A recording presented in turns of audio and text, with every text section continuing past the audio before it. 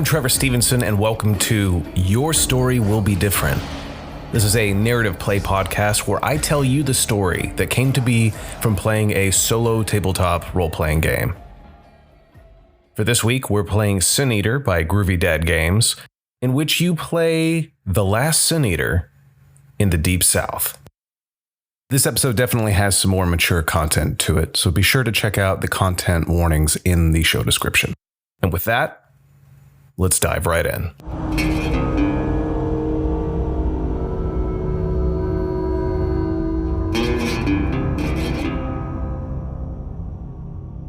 As he watched the rain pour outside, Vernon Chambers found his attention drifting away from the radio news broadcast in the diner. Escalation in the war in Vietnam or the latest Soviet rocket couldn't hold his attention. He drifted off towards the memory of the day that he and his sister, Emma, had been shopping for her son's birthday. Laughter and joy filling the air as they selected gifts. The sun had hung low in the sky, casting a warm glow over the small town. As they reached the crosswalk, their attention focused on the upcoming celebration. A speeding car appeared seemingly out of nowhere. The screech of the tires, the sickening impact, and the horrified screams of bystanders merged into a haunting cacophony. Vernon's world shattered as he watched his sister crumpled to the pavement. The driver, a faceless figure hidden behind the windshield, didn't stop. They had left Emma broken and bleeding in the street, a casualty of their reckless action. The pain and anger burned within Vernon's chest, intensified by the fact that justice had never been served. The driver was never caught. In the days that followed, Emma underwent surgeries to mend her broken body. Metal pins now adorned her arm, a testament to the fractures that ran deep. A cold, unforgiving plate of steel lay beneath her hair, securing the fragments of her fractured skull. Physically, she survived, but the vibrant spirit that once defined her was forever altered. The bonds between brother and sister strained under the weight of grief and unspoken words. Communication dwindled, replaced by the painful silence that settled over their relationship. Vernon, grappling with the anger that festered within him, distanced himself from those he loved, unable to cope with the injustice that had befallen his family. It was in the aftermath of this tragedy that Vernon discovered his extraordinary gift, the ability to consume the sins of others, to provide solace and closure where justice had failed. The revelation came as a peculiar, almost otherworldly calling, a chance to make a difference in a world tainted by darkness. The memory of his sister's accident fueled his commitment to his role as a Sin Eater. The pain of loss, the absence of justice, and the broken bond with Emma became the driving force behind his solemn duty. Vernon took a slow sip of his coffee, savoring the rich warmth that spread through him. The worn leather of the diner booth creaked as he settled back, his eyes scanning the room. The other patrons, locals in rural Georgia, eyed him warily. Sin Eaters were rare. The presence and unsettling reminder of the shadows people preferred to keep hidden. The waitress behind the counter, her name tag reading Mabel, offered a kind smile. She had seen her fair share of peculiar characters pass through the diner, but something about Vernon intrigued her rather than frightened her. You new in town, hon? She asked, wiping her hands on her apron. Vernon nodded, his weathered face breaking into a faint smile. Passing through. Just needed a cup of joe to keep me going. Mabel chuckled, pouring more coffee into his cup. Well, you're always welcome here. We get all sorts passing through, but I reckon you're the first Sin Eater we've had. The words hung in the air as Vernon acknowledged the truth. People often misunderstood his role, a necessary if unsettling one. He was a Sin Eater, a man who consumed the sins of others and, by doing so, granted them peace in the afterlife. As he reached for the check, something caught his eye. A mysterious piece of paper slipped, maybe materialized under the receipt. Unfolding it discreetly, he found a hastily scrawled message. Sin Eater.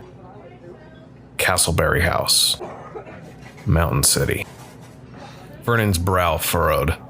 The Castlebury house was known across the state for its secrets, whispered tales of darkness that clung to its walls. The message was a summons, a call to cleanse the sins that festered within.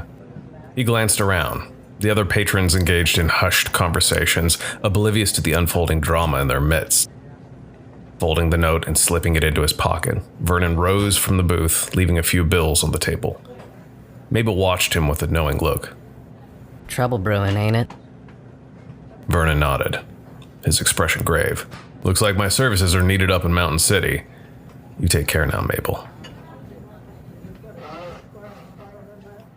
With a tip of his hat, he exited the diner, the door's bell jingling behind him. The road ahead was long, winding through the hills of rural Georgia.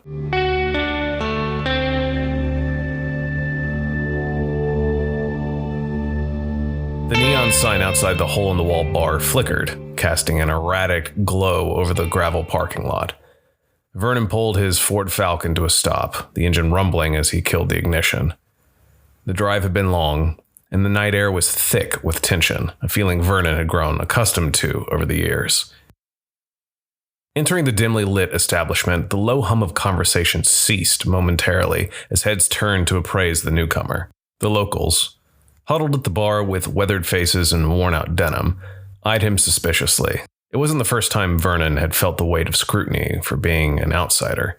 He approached the bar, his worn boots echoing on the wooden floor. The grizzled bartender glanced up from cleaning a glass, eyeing Vernon with a mix of curiosity and caution.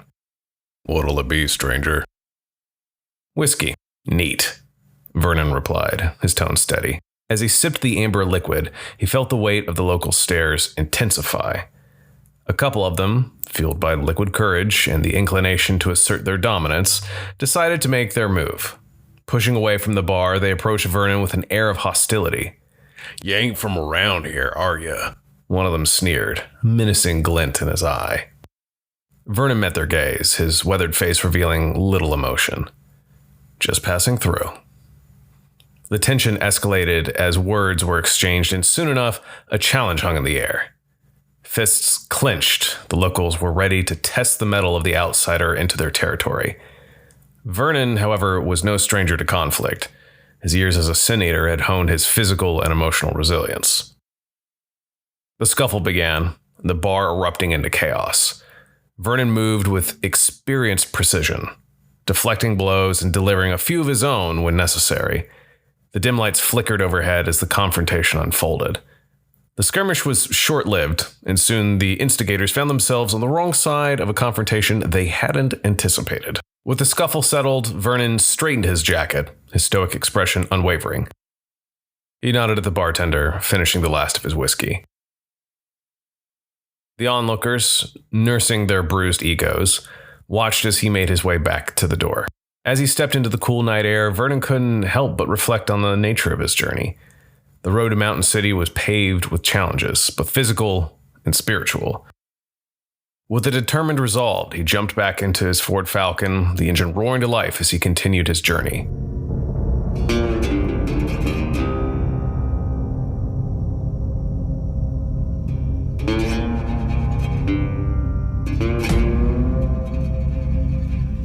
Commerce's gas station sat at the outskirts of town, its fluorescent lights flickering against the night sky. Vernon pulled into the station, his Falcon rumbling to a stop. As he refueled, he couldn't shake the feeling that he was being watched. The air carried an unsettling tension, and he sensed the eyes of the townspeople upon him. A hushed murmur spread through the small crowd gathered near the gas pumps. The recognition dawned on their faces, and the whispers turned into angry accusations. Vernon's previous visit to Commerce had left a bitter taste, as he had confronted and consumed the sins of a notorious local politician. The memory of that encounter had etched itself into the collective consciousness of the town. The mob, fueled by resentment and anger, began to form. Their faces contorted with hostility as they approached Vernon, a dark cloud hanging over them. The night seemed to close in as the angry voices grew louder, accusing him of meddling in the town's affairs. You think you can waltz back in here after what you did? One man shouted, his face twisted with rage. Vernon felt the weight of the mob closing in, the air thick with hostility. Fear and anger intertwined as they accused him of disrupting the fragile balance of their community. The threat of violence loomed as they spoke of retribution, of stringing him up as a symbol of justice. In the dim glow of the gas station lights, Vernon's instincts kicked in. With a quick glance around, he saw an opportunity to slip away. Swiftly, he moved, evading the grasps of the angry mob, the night air filled with the shouts and curses of many as he made his way to his Falcon. The engine roared to life, tires squealing as Vernon hastily navigated the exit from town. The pursuing mob, now frenzied, attempt to give chase, but the nimble Falcon gained distance on the winding roads.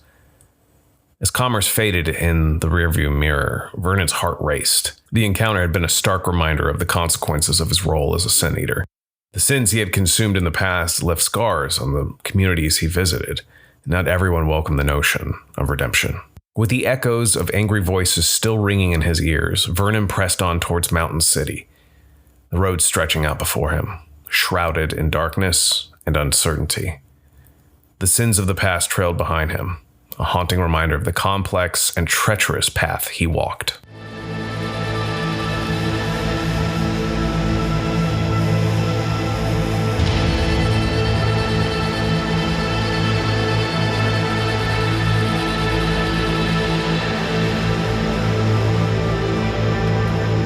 The Castlebury Estate loomed in the moonlit night, an imposing structure with a storied past. As Vernon parked the Falcon and stepped onto the gravel driveway, an otherworldly feeling tugged at him. Something beyond the physical realm drew him away from the manor, into the shadowy embrace of the surrounding woods.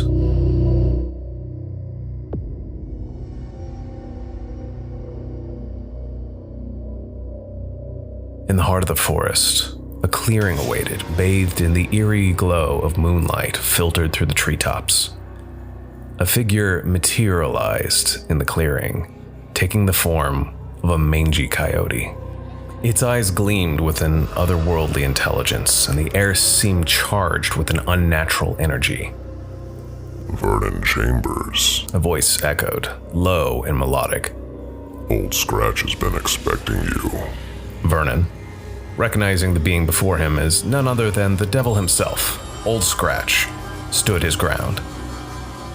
The coyote's gaze bore into him, its presence both unsettling and captivating. I've got an offer for you, Sin Eater. The coyote spoke, its voice resonating with a sinister charm. Walk away from Castlebury Manor. Refrain from absolving the sins of the one who waits within, and Old Scratch guarantees you a life free from harassment. No more shadows hunting your every step. Vernon was wise to the treacherous nature of deals with the devil. He weighed the offer. He knew the trap laid before him, a Faustian bargain that promised freedom but concealed the chains of damnation.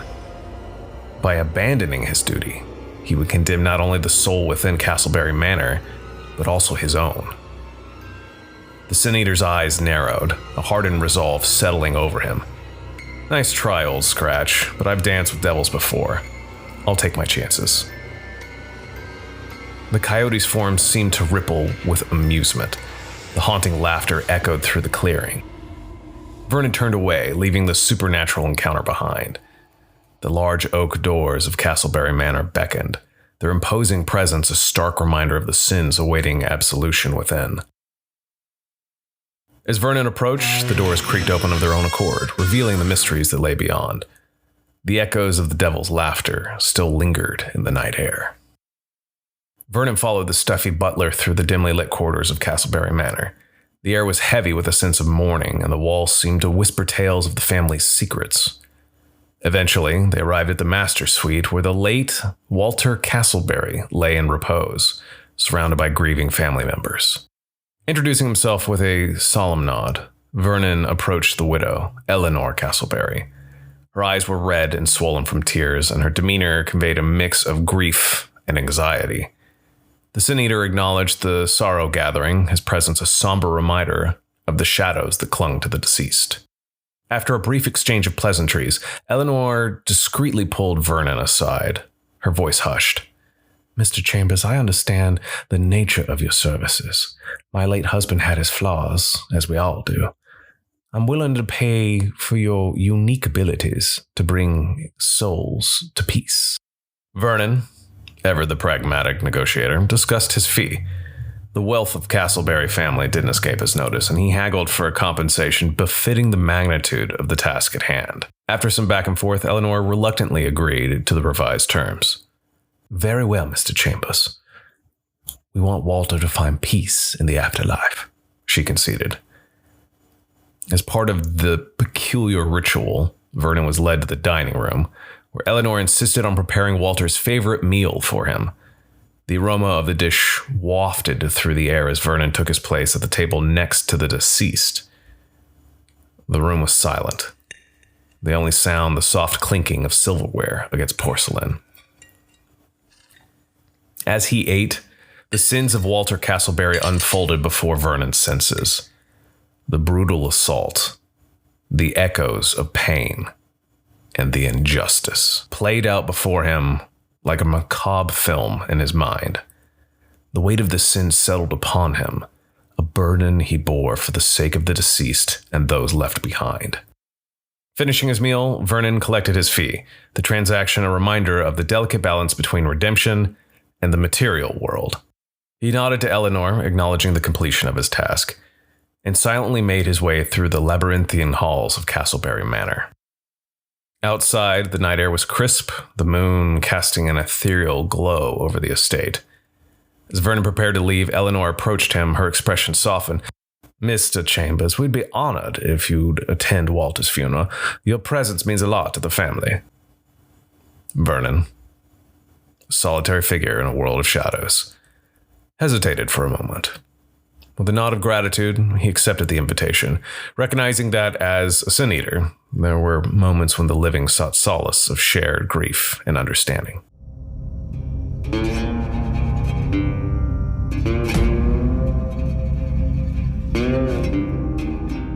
The day of Mr. Castlebury's funeral dawned with a paradoxical warmth, the sun casting a golden glow over the somber proceedings.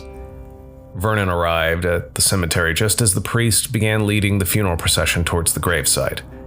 Mourners clad in black followed in solemn silence, their footsteps muffled by the soft earth.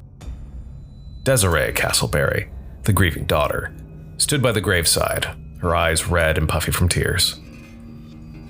As Vernon approached, he tipped his hat in acknowledgement. Desiree mustered a small, appreciative smile, though it faltered as her gaze fell upon the bruises and contusions that adorned Vernon's face. The physical manifestation of her father's sins, etched on the Sin Eater as a testament to the weight he carried. Miss Castlebury, Vernon greeted, his voice low and sympathetic. I'm sorry, Desiree stammered, her voice choked with emotion. I didn't mean for... Vernon raised a hand, cutting her off gently. No need for apologies, Miss Castlebury. It comes with the territory. As the priest continued with the ceremony, Desiree's tears flowed anew. Vernon, sensing her distress, offered his pocket square to her. She accepted it gratefully, using it to dab her eyes. When she returned the square, Vernon noticed a folded piece of paper nestled within. Curious, but not surprised, he discreetly unfolded the note. The hastily drawn message revealed a new destination, Oakshade Manor, Hollow Creek. Vernon's brow furrowed as he pocketed the paper, wondering about the mysteries that awaited him in Hollow Creek and the dangers awaiting him on the road there. The funeral continued, the eulogy and prayers blending into the soft rustle of leaves overhead. As the casket was lowered into the earth, Vernon felt the weight of the sins lift, their transfer complete. With a final nod to Desiree, he excused himself from the gathering and, guided by the cryptic note, made his way to the Falcon and set his sights on the next destination in the journey of of absolution.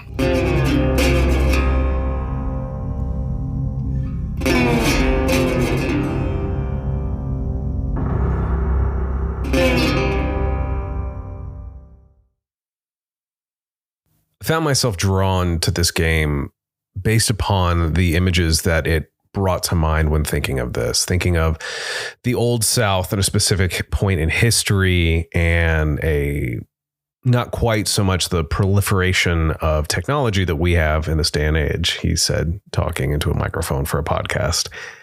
And also something even older than the American South is the concept of sin eaters from back in the day.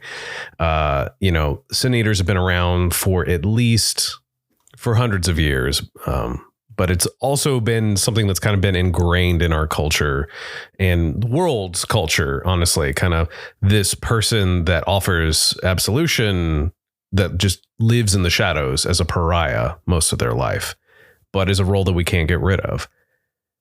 I thought that was a very interesting concept, especially the Ronin aspect of this wandering person going around from situation to situation and absolving people as best they can while still dealing with the consequences of being a pariah, as I said. My playthrough for this was actually pretty short compared to what you can when you actually play the game.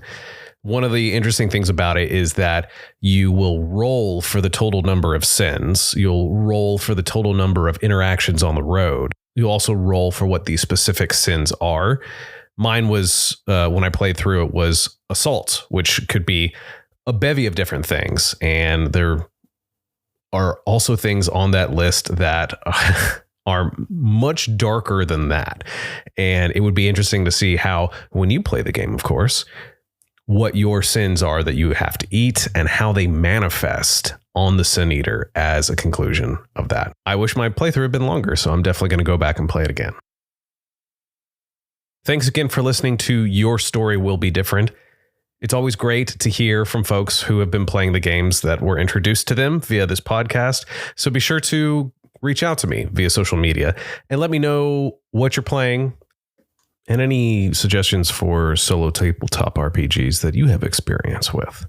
I'm always on the hunt for the newest thing or something I missed. For our next session, we'll be playing Hyria, the Eternal City, which is very mind-bending in the sense that it is a multiversal pursuit of an elusive quarry for the protagonist. I've been having a blast playing it, and I hope that comes through in the story. As always, I'm going to put a link in the show notes for Sin Eater. Enjoy your playthrough, but remember, your story will be different.